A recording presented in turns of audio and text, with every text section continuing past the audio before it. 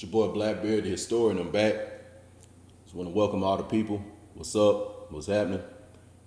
Hopefully you woke up peaceful and feeling pretty positive about yourself. All right. What we're gonna do in this tape is we're gonna continue in this book, 103 Facts About the Black Indian. That's 103 Facts About the Black Indian. This PDF file, we're gonna continue in it again because I saw in the last tape a lot of you all received, some pretty good information from it, and you all gave a, pretty good response. So I'm just gonna do my due diligence by giving a part 2, and we probably keep continuing even after that until I'm done with the book. But what we're gonna do is just go through a few of these points. As I said, it's 103 facts, but we're gonna just kind of skip around and go through a few of them and elaborate on some things, all right, that I wanna make sure is up on the consciousness of people's minds, because most of you all already know all this information, but it's very, very deep in your subconscious. It's buried deep in your subconscious, okay? And most of this information, you all were told this by family members, older family members, and you received it by a lot of things that were right in your face, but you didn't necessarily know what you were looking at. For example, that could be the Washington Redskins logo, all right? So shout out to all my football fans out there. Football season is coming up, and some of you all may be fans of the Washington Redskins. But if you look at the Washington Redskins logo, you will notice it's a dark copper-colored man, okay? I want us to think about the Atlanta Braves logo. Shout out to my people, that like baseball, and shout out to my fellow Atlanteans. But if you think about the Atlanta Braves logo, when you look up the Atlanta Braves man, although you see the tomahawk, which is our indigenous war symbol, and although you see the Atlanta A, you also will see a dark-skinned or a mahogany-colored man on the Atlanta Braves logo, all right? So those are two symbols right there showing you who the original American, or who the Redskin, or who the original Atlantean, or who the original Braves were, all right? So this tape is just continuing on the understanding and the acceptance that so-called black people are really the indigenous Americans, and we just going deeper into what those cultures are and what your true heritage is, all right? That's what we're dealing with, all right? Now, before I continue in this tape, shout out to the brother, whoever he was, but in one of the prior tapes, he was commenting on some older ancestors he was talking to as it pertains to, their ancestry. And these women were in their 80s and 90s, and it seems like when this brother asked them, they knew nothing about Africa, and all they knew was American history. And all they knew was having roots to the Americas, okay? Now, this is also, the same in my personal life. I didn't just come on these tapes talking about Moorish American history and, talking this history just because I saw it on some tape or something. I'm giving you all this information because this is what my parents were telling me, and this is the things I found out on my own. So as far as Moorish American history, my mom and dad taught me that, okay? And as far as understanding a deeper, ancestral root into the indigenous lands, my great aunt gave us the tribal affiliation, okay? Some of the tribal affiliations. Now, she may have used the word Blackfoot, all right? But nevertheless, my people are from Alabama and Georgia, okay? So when it comes to the, various tribes in those regions, this is what I accepted my direct ancestry, excuse me. Now, if you want to understand more about what your direct ancestry is, what I want you all to do is this. Understand that on a national level, you're an American, okay? That's on the national level. But as far as your tribal, your tribal affiliation, that's where you get these different terms like, let's say, Choctaw, Blackfoot, Muskogee, etc., okay? Now, my people are from, the western part of Georgia around with Stewart County. So that main riverway and the main tribe or confederation in that region was the Muskogee, okay? So this is how I could correlate and tie that in on the maternal line of my mother's line. And then a lot of my father's people were from Marion, Alabama. So when I look at the Tuscaloosa, Aborigines or Moors from so-called Alabama, all right, or the Mobilian, we're gonna go a little deeper into them a little bit, but that's how I can get it on the father's side. So that's why I can say I'm an American nationally, but as far as what my direct tribes were, more than likely Muskogee, and more than likely the Tuscaloosa or the Aboriginals from central so-called Alabama. So this is how I'm tying my identity together, and this is why I'm very, very confident when I leave my home every day, because I know exactly who I am, okay? I know exactly who I am. And then I've even talked to people in these regions who are older than me and connected to the same families, and they have confirmed and validated most of what I've researched. All right. So I want you all to do these same things. You know what I'm saying? Go talk to your grandmothers, your uncles, aunts, older people, because that's who I talk to. You know, I have a lot of older aunts and, you know what I'm saying, older uncles or whatever that's in like their 70s and stuff. So they can remember times when they were in Georgia and so-called Alabama, they never saw any so-called white people. Just like I told y'all on the tape yesterday, I have an aunt who's in her 70s and she's never seen a Native American in her life. She's never seen one in her life, okay? The only Native American type people she's ever seen, because I've asked her, I said, well, what, if you've ever seen any people that look like that? It's my Aunt Willie Bell. I asked her, I said, if you've ever seen any people who look Native American like, who can you think of? And the people she could think of were one of my great grandmothers, which was my granddad's mom. You know, she said she was dark skinned and she had that straight hair. And then also a lot of other people from my family lineage on that side. Them the only people she could name that look like that. All right.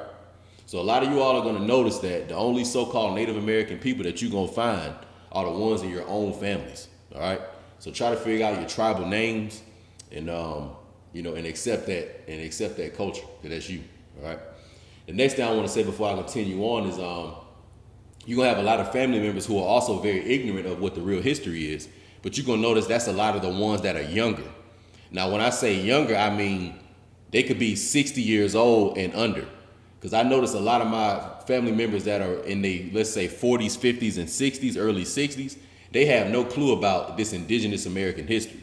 Whenever I ask them questions, you know, they can only go so far back. The ones that can give me the authentic in this history, they always seem to be in their 70s, 80s, and 90s. So they're much older, you know. Now, unfortunately, and fortunately, because the Most High is just, you know, taking them back to their home, but a lot of my older ancestors have passed on. So a lot of these stories I've gotten from my mother, you know, my great aunt telling my mother these stories and telling my mother what the lineage is, and then my mom passing that on to me, you know.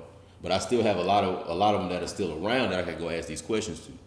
So I had to go in on that for a minute, because you all have to take the word and take, you know, what y'all's older family members tell y'all more to heart than what you reading in some book or what some movie in Hollywood is telling you about so-called black people's history. That shit ain't got nothing to do with the pure history that y'all's older relatives can give you. All right. But my mother was also telling me that at one of our recent family gatherings, that it was an older preacher, you know, and he was talking and stuff, and he was telling some of our family members that, you know, that the Underground Railroad really wasn't what they thought. It was actually a railroad system. It wasn't these safe houses that Hollywood has told you all that, you know, they was taking slaves and literally Harriet Tubman was walking on feet, taking trips back and forth, and they just going to safe houses where people were safe, and, you know, they'll go sleep in the attic for a little while, and when the white man and the dogs go past, then they'll leave the next day, and they walking around with no shoes on, no type of food. And on top of that, they telling you that they was following the North Star, but at the same time, they ignorant niggers from Africa. So let's put this all together. How they slaves from Africa, but yet this character called Harriet Tubman knows astrology and astronomy, apparently, if she's following celestial bodies that are fixed stars. So how does she know they was fixed stars? Second, if she's a so-called slave and she's uneducated and she's foreign, meaning she's not from America, how does she even know all these routes to free these people? First of all, the reason why they knew all these routes, and it wasn't just so-called Harriet Tubman, aka the conductor. And what do you conduct? You usually conduct a railroad or a train, don't you? All right. So this is what I mean by, you know, how the Most High put these things in front of you.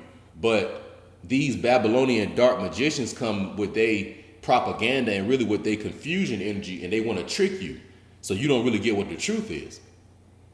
But that's some real shit. Because I can honestly say, even when I was a child, whenever I heard that story about the Underground Railroad, first of all, I already correlated it to something being underground, and the fact that the word railroad was in it, I did initially think that it had something to do with a railroad. But the confusion came when they start showing you these so-called slave movies and all this propaganda stuff. But if I didn't have certain family members to save my psyche on certain things as a child, I may have not really, you know, I could have got tricked. Because my father didn't believe in that shit like that. A lot of this shit my father never believed in. So he was the one who really saved me from that polluted education. You know what I'm saying? And he made my mother aware of a lot of these lies too. But nevertheless, you know, that's just one of them though. And you know, my mom was telling me that some of my other family members, you know, when this older man was telling them that the Underground Railroad wasn't what they think, they thinking that he talking crazy. Not even knowing that they just under the spell of public education. And a lot of these people are 40, 50, and they 60s, all right? So that's y'all's homework assignment, to really, really start asking family members questions, the older ones, and starting putting pieces together and starting seeing if your family owned land too, all right? If your family owned land. So now what we're gonna do is go ahead and get into this reading, 103 Facts About the Black Indian. And before I get into my reading, let me participate in a real quick Moorish American ritual.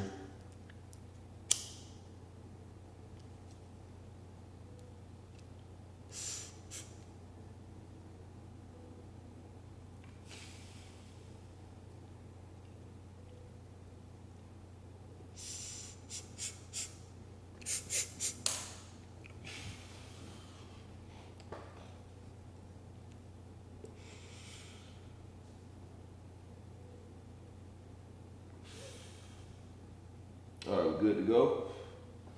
As they say, when the Europeans came here, they found a lot of the indigenous Americans with pipes, and the smoke had a real sweet fragrance coming out of it. All right. Some of that fragrance was called tobacco. Some of it was called marijuana. All right, let's get into this shit. Number 27.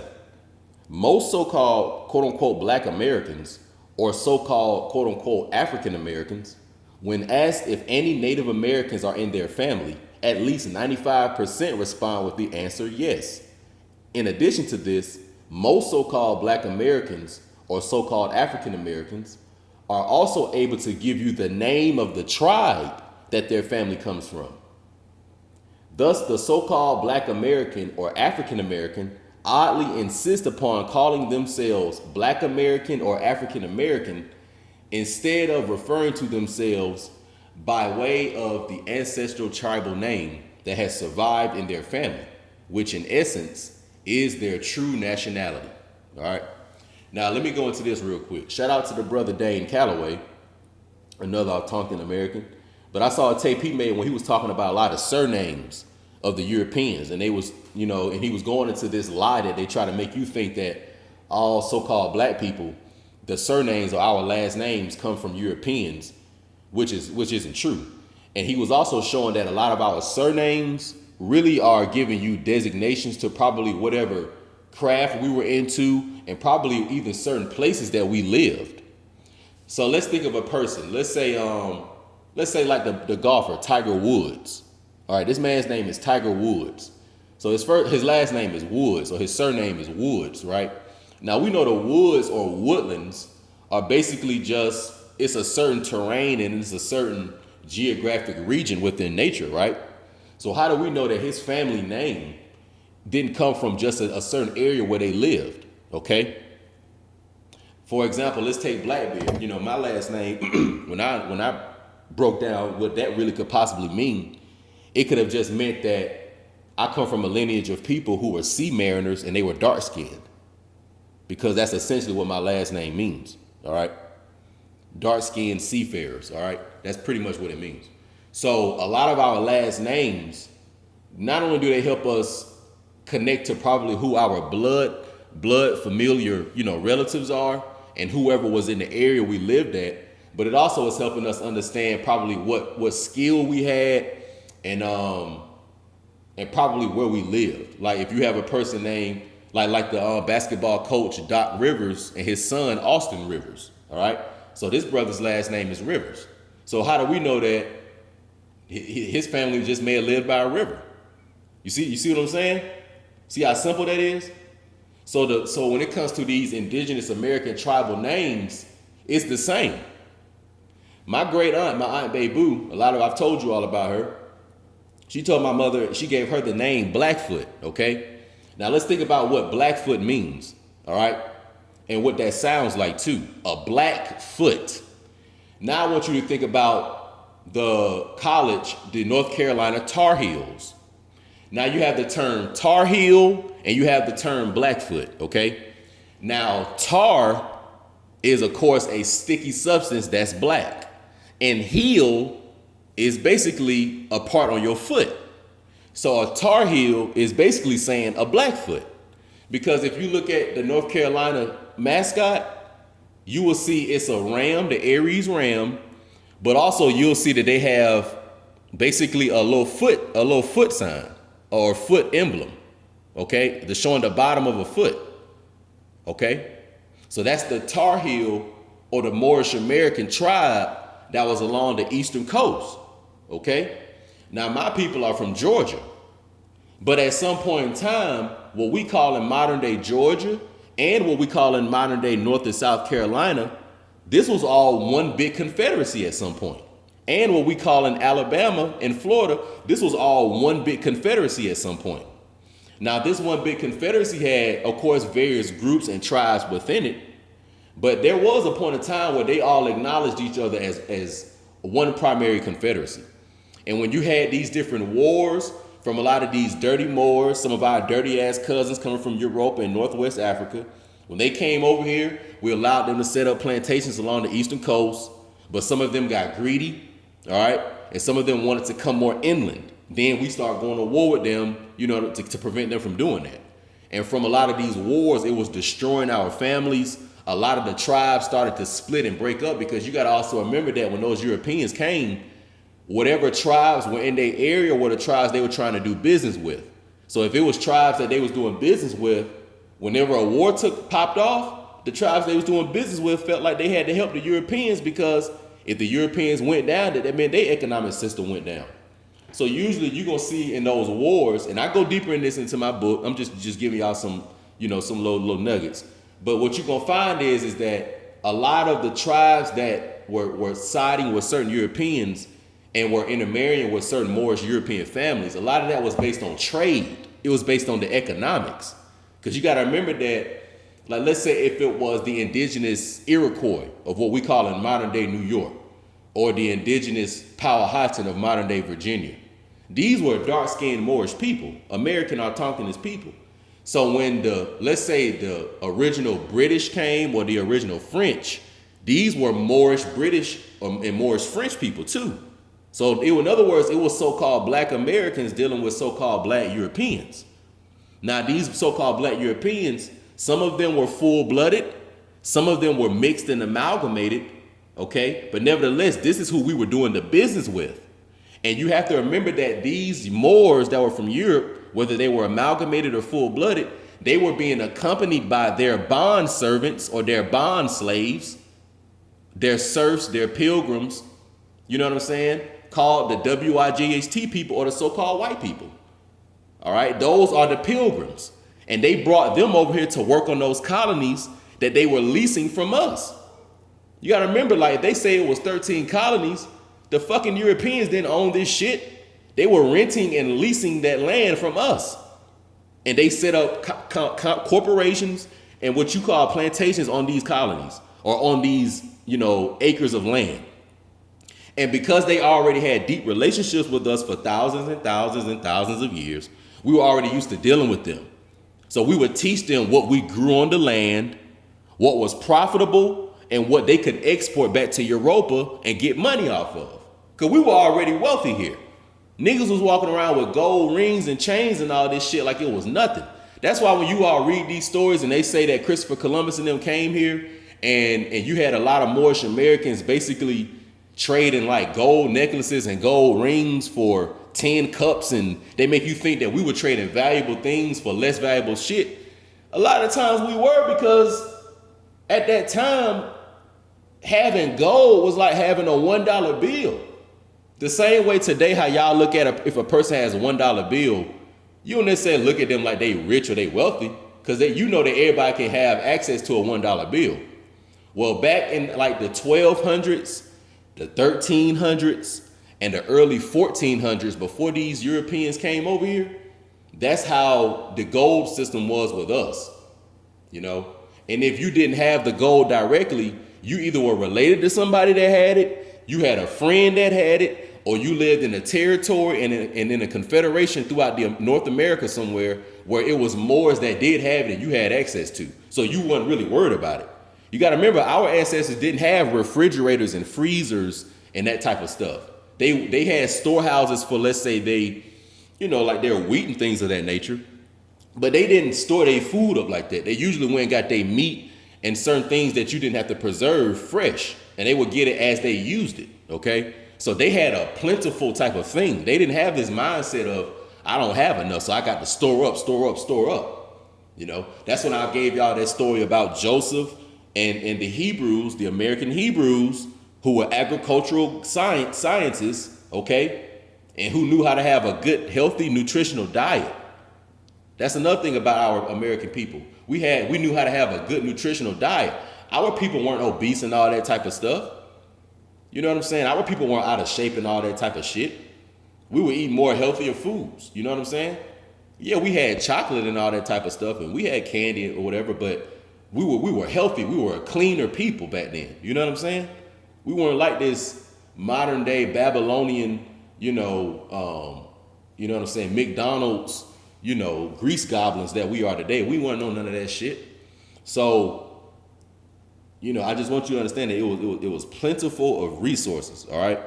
And when we showed our cousins how they could, do business here and then sell their stuff back in Europa, because you got to think about it. When they talk about the stewards, okay, of, the Celts and the Britons, through the marriage of, but through the rulership of King James the Sixth, all right? You got to remember now, these are these cousins I'm talking about, like King George III. When they talk about Queen Charlotte, when they talk about all these European noble Hebraic people, these are the ones we was dealing with.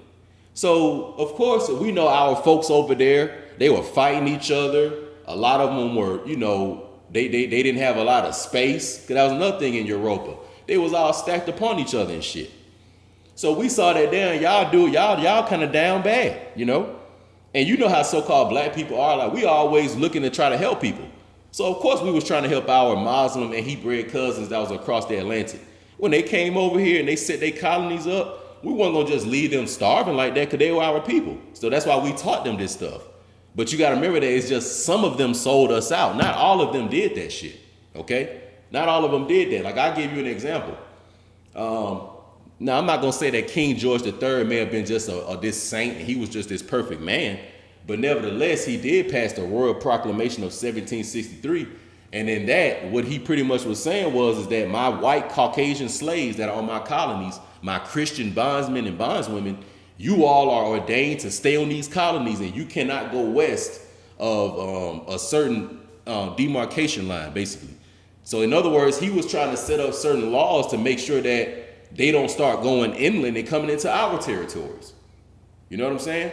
So I'm not saying that all these, Moors from Europe were bad, but some of them were. And the shit basically just all got out of control. Like everything all got out of control.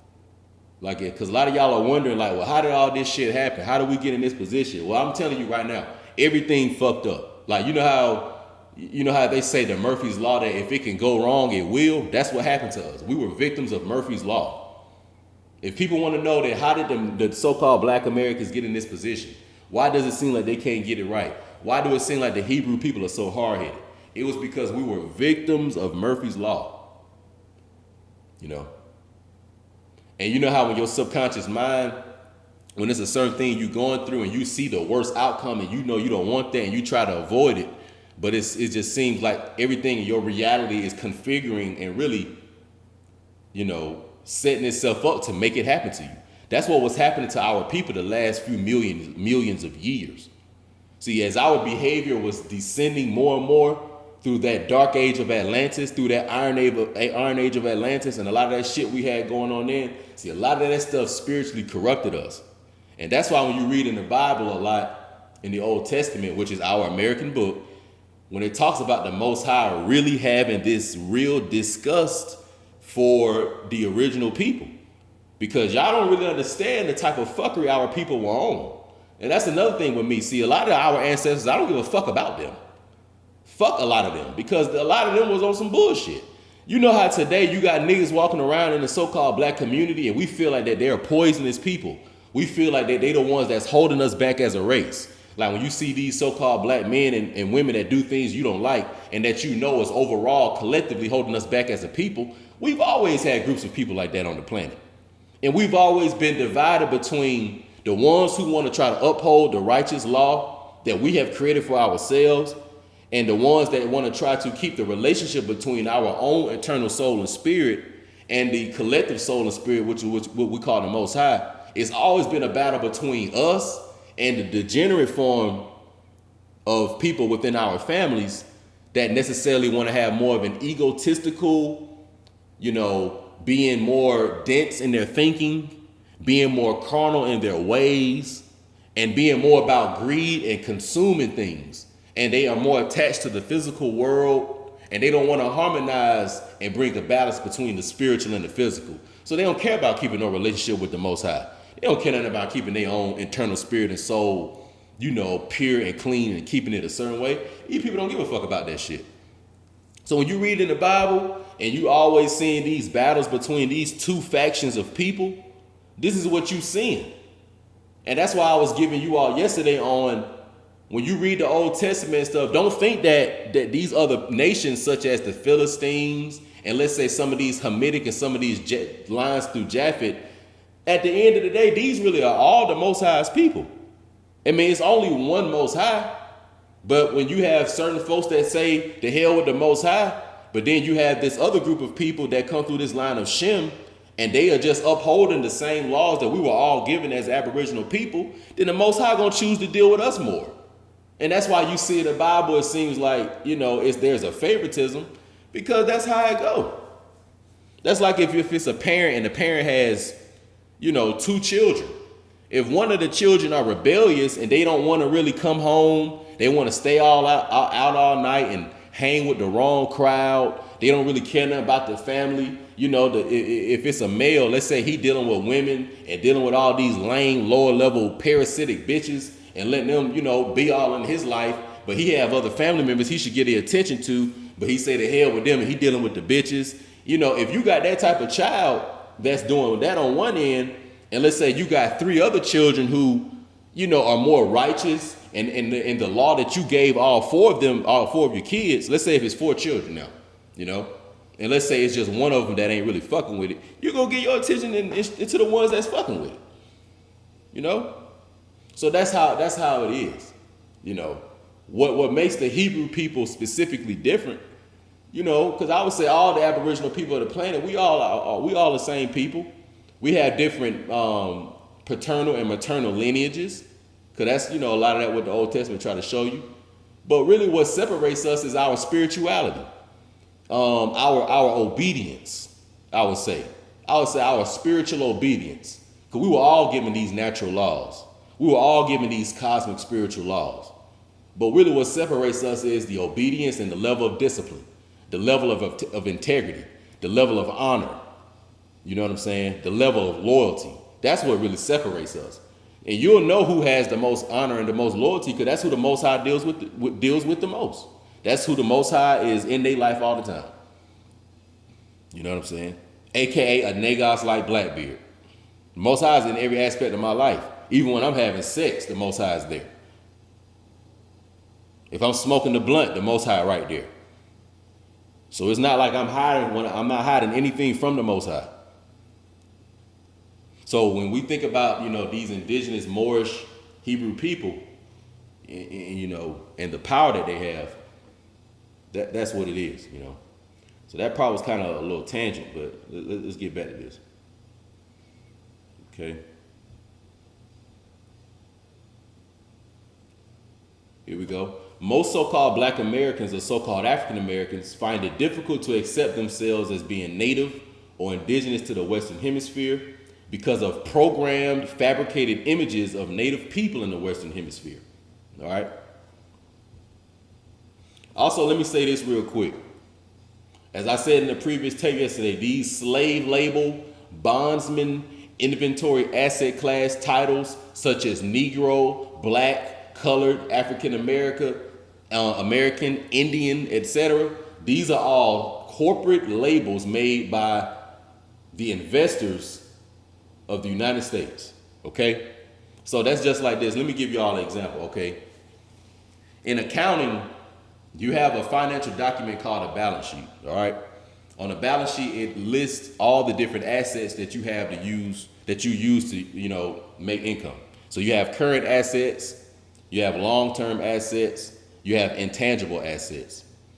Listed under long-term assets, you have property, plant, and equipment. Okay. Now, for let's say property, this could be if you Pizza Hut, let's say, and you have different trucks you use, because if you do deliveries in your trucks, if you have, let's say, a Chevy Tahoe that you deliver your trucks in, that car may be worth $50,000, let's say. So on the balance sheet, on the asset section, down under the long-term assets, under, let's say, the property, you would have your Tahoe listed at $50,000 value. Well, when it comes to the balance sheets of the United States Corporation, it works the same way with the Negro asset class, beast of burden entity that is actually listed on Wall Street, okay? On their balance sheet, it has Indian, Negro, colored, black, African American. These terms and these labels are listed on their balance sheets, and they also have associated values with them as well. So when you identify with that label Indian and you call yourself that, you're calling yourself a slave. You're calling yourself a bondsman, a bondswoman, and you're calling yourself property of somebody else, property of a foreigner. And you're calling yourself a tool or an item used to make profit and income for somebody else. So you're really no different than a broom for a janitor. You're no different than a piece of or a pair of clippers for a barber. You're no different than, like I say, that truck for Pizza Hut. You're no different than just a tool used to make money. When you call yourself black and African American and Indian, that's essentially what you're doing. You're not calling yourself a human being, basically. You're not calling yourself a person with a living soul. You're calling yourself a corporate tool, a corporate asset, corporate inventory, a long-term asset. That's what you're calling yourself. And the reason why it's under the long-term asset, because under the short-term assets, that's something that you're going to turn over within a year. So let's say that on the short-term assets, if you have, let's say if I'm Pizza Hut again, and let's say if I'm buying, bags of cheese, that you're using this cheese every day to make pizza. So it's not like it's going to be long-term. You may go to the store, buy the cheese, and that shipment may last, let's say, a month. Then you may have to go get some more. So in other words, the turnover for that cheese is quicker. So yes, you use it to make money because that cheese ends up on the pizza and you sell that at a higher margin revenue. So you use the cheese to make money, but it's not going to last as long as, let's say, those trucks. When you buy that Tahoe truck, you may be able to do 1 million deliveries off that shit for, let's say, 10 years. I'm just making some shit up. So in other words, it's long term. Something that's long term is over a year. So as I say, going back to this, because I'm giving you all accounting. Like, this is what I'm saying. Like, our people have been turned into literal beast of burden property. And I have to literally go into accounting terms to help you understand how they view you and how they're using you as well. Going back to the accounting terms, they would list the Negro, black male or black female, who has the black male has an expected life of what? Somewhere between 50 and 80 years old. And the black female, she lives a little bit more. So on the balance sheet, that's the life expectancy. Just like if you buy that Tahoe truck, if it was new, they may say they're going to be able to get, I don't know, let's say 20 years out of it. If it was used, then they'll have a life expectancy of, let's say, 8 years, all right? And then that life expectancy also plays into the depreciation on it. Because if you have long-term assets, then they're going to depreciate over time.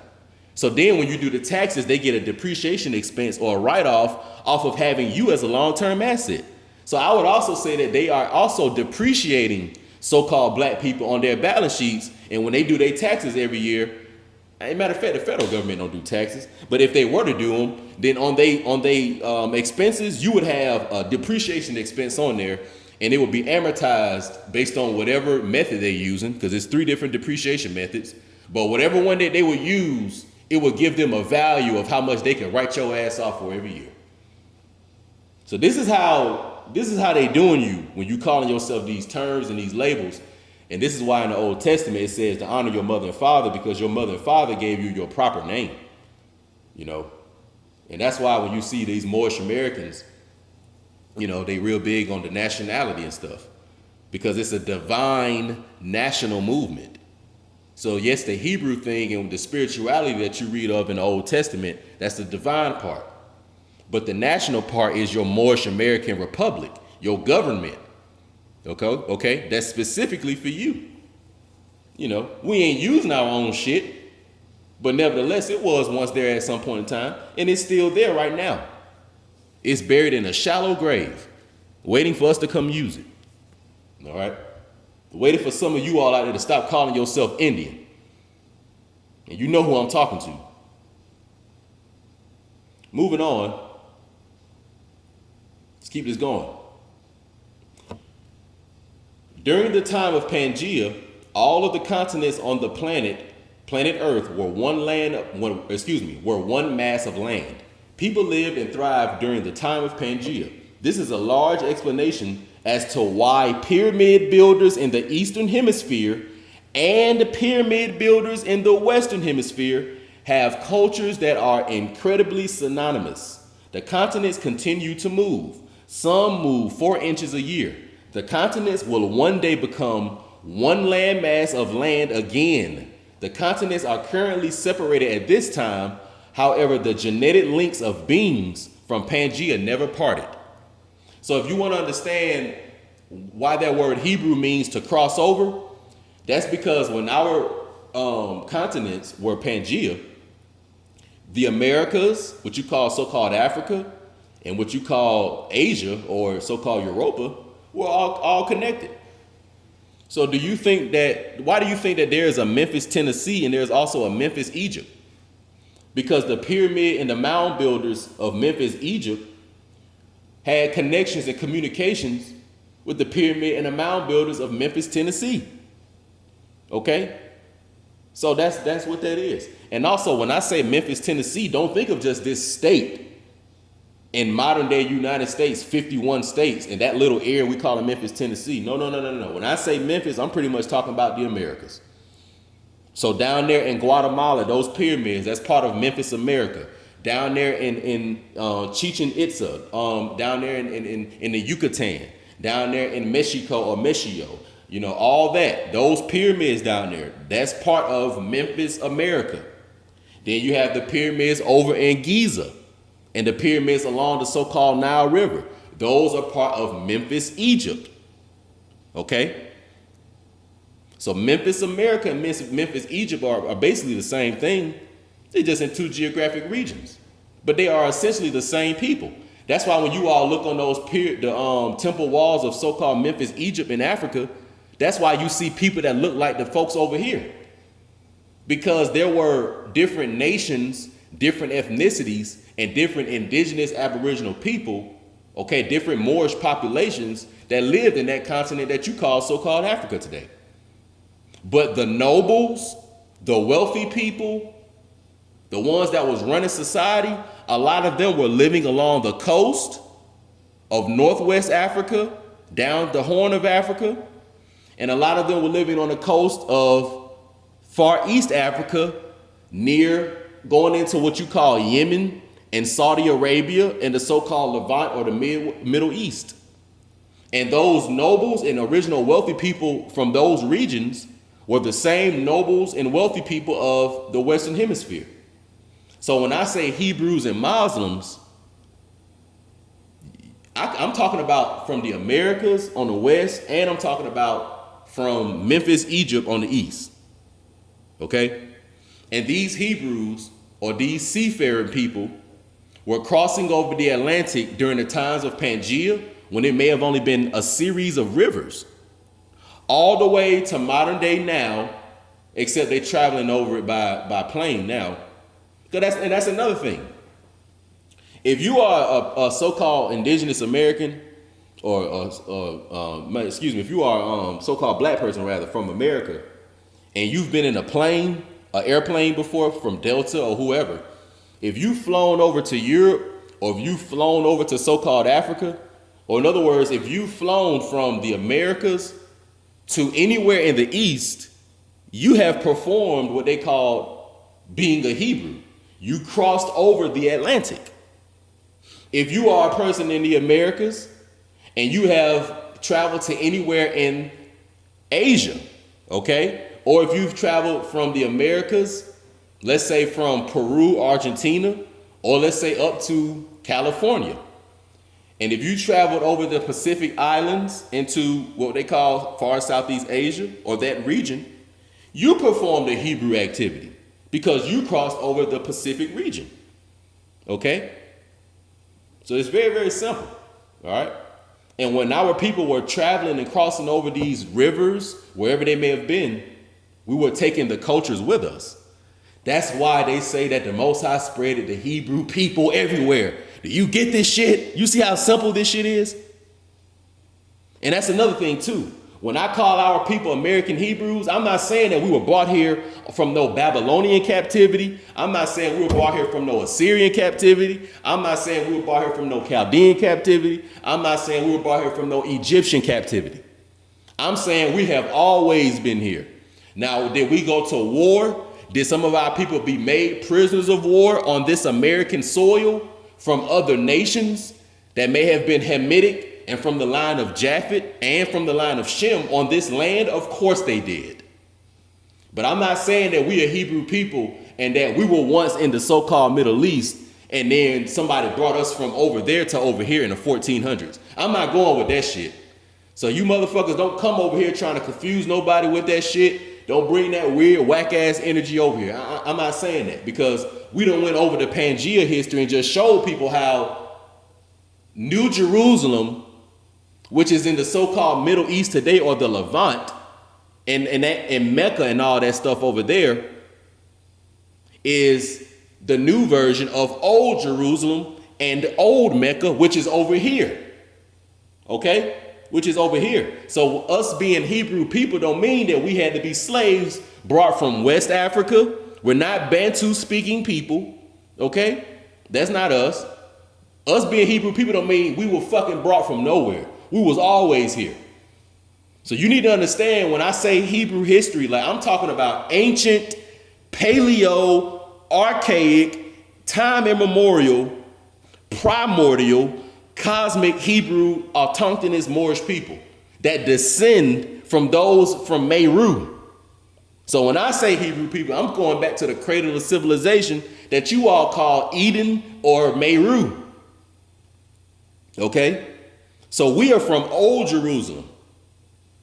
Okay? That's who we are. We're from Old Jerusalem. All right? Let me move on real quick.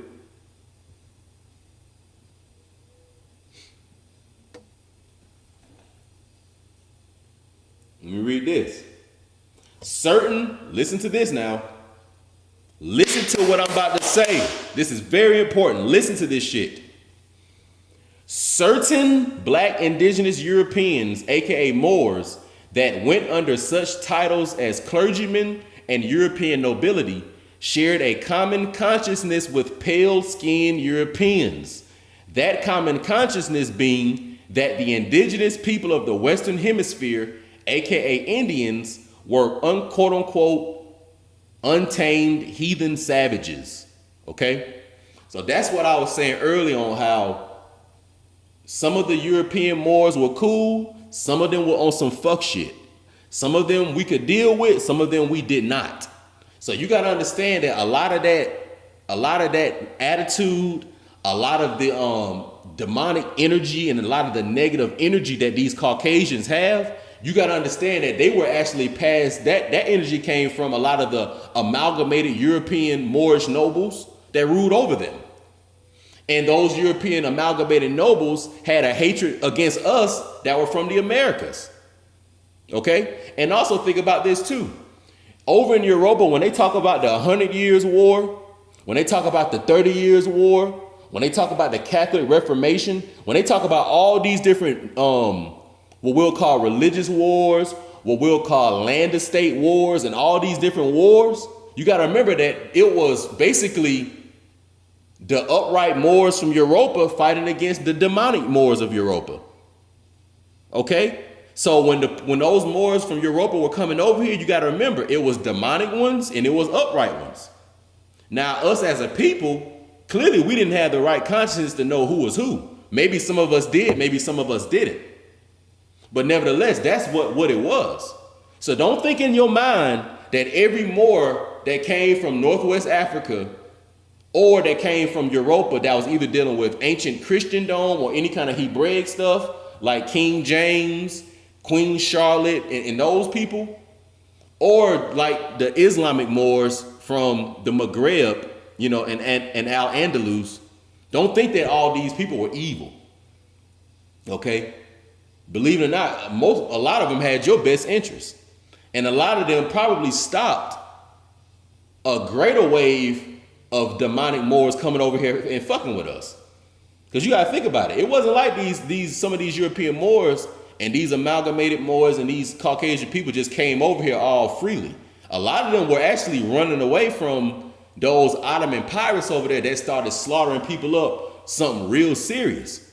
Because you gotta remember that once our kingdom in Al-Andalus fell, and that shit really it didn't even fall in 1492. This shit was starting to fall much earlier than that. That was just when the last Moorish city in southern Spain fell. But all the other ones that were in like the middle of Spain and all these different Moorish cities, they were all really being split up and being taken out one by one. Granada was just the last stronghold. Okay? But nevertheless, don't forget that when they talk about the Almoravids, when they talk about the Almohad, when they talk about those Moors of Marrakesh and a lot of these other Moors that was from Europa, when they talk about the Alumbrados, when they talk about the Cathars, the Gnostics, when they talk about a lot of these different Moors of Europa, it was really those Moors that we was cool with because they was fighting against the dirty Moors and the damn white slaves that was under the dirty Moors. So always remember that you had wars in Europe going on and the ones that were not cool, you know what I'm saying? They weren't cool with nobody. They weren't cool with the Moors that was upright over there, just like they weren't cool with us here. So it's up for you to have the consciousness to know who is who. Who is the Moor that shows love and who is the Moor that shows hate. That's up to you to know that. If you get tricked by the word Moor, you's a fucking fool. And I say it to your face, you's a fucking fool. Just because somebody said the word Moor, you's an idiot. And you ran away from that and you called yourself some other shit. A black, an Indian, and other shit. And also, I'm going to say this too. If you try to make your nationality be Hebrew, if you try to make your nationality be Egyptian, if you try to make your nationality be RFG or any of these other pseudo-conscious community groups, then you are no different than them asset class labels under those balance sheets of the United States. If you call yourself anything other than what the American Republic originally was, that your forefathers and foremothers really did create, and although they had Hebrew and Muslim cultures, but as far as their nationality now, they were American nationals. If you're dealing with anything other than that, then these United States people, they got you right where they want you. And that's just what it is. You can like that shit or you can't. I could really care less. Okay, let me see.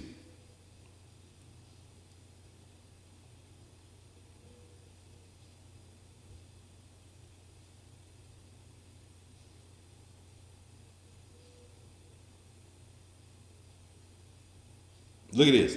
And we're going to end it with this. Number 39. Most black Indians or Moorish Americans, autochthonous Americans of the Western Hemisphere found themselves seduced by European lifestyle, customs, and traditions. So this is also why a lot of you all don't know what is what, because you all had a lot of ancestors that y'all be ass kissing and nut riding so goddamn much that willingly gave their own culture up. They willingly wanted to sleep with white men and white women. They willingly wanted to be Christians and start eating pork. They willingly wanted to start reading the old Torah. They willingly wanted to do it. They willingly wanted to put perms in their hair. They willingly wanted to start beating their own children. You know what I'm saying? So they gave up. They were seduced by that shit. And then you had a lot of Moorish Americans that were not seduced by that. You know?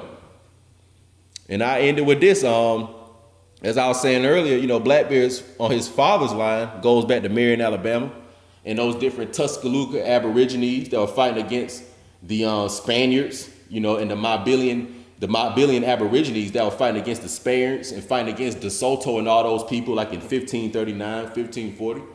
But nevertheless, they didn't want to give their culture up. You know, those Spaniards tried to come and ask those Moors for women and all this other stuff. And basically those Moors tricked them and slaughtered a lot of them. You know what I'm saying? And set up a lot of traps and stuff like that. So a lot of us didn't want to give our culture up. And we fought them people forever. And we fight them to this day. And you'll know who those Moors are because their blood still is on fire from that stuff in the past. See me, I'm still that same Tuscaloosa Aborigine today. I'm still that same Mobilian Moor today. I'm that same Muskogee Red Stick Aborigine today. Ain't nothing changed with this shit. I'm still that American Hebrew today, so that's why I'm on fire. And you can tell my ancestors was like that because that's who I am today. So you are who your mother and father is. You know what I'm saying? If they was on some warrior shit, we in the season of Leo. If they was on their lion shit, then you gonna be on your lion shit. But if they wasn't, then you wasn't. You can't be something that you wasn't already made into. So if you wasn't born the Black Jaguar, if you wasn't born the Black Panther, then that ain't what you are. Just give it up and move out the way for real niggas to do this shit. It's your boy Blackbeard. I'm about to go get back on this, you know, some of this fresh autochthonous, you know, shit. But one love, man. Y'all stay tuned. Hopefully y'all got something out this one. I'm out.